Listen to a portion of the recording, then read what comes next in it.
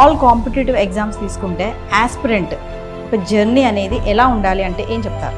బేసికల్గా first clarity of thought madam. మనము లైఫ్లో ఏం చేస్తున్నాము, ఎందుకు చేస్తున్నాము.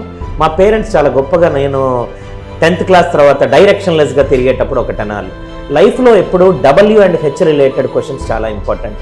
Why, what, where, when and how.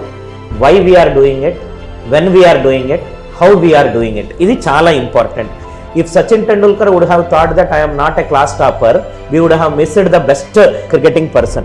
So first a person has to understand, లైఫ్లో నేను నేర్చుకున్న ఒక 2-3 things madam. Clarity of thought, నా బలాలేంటి, నా బలహీనతలేంటి.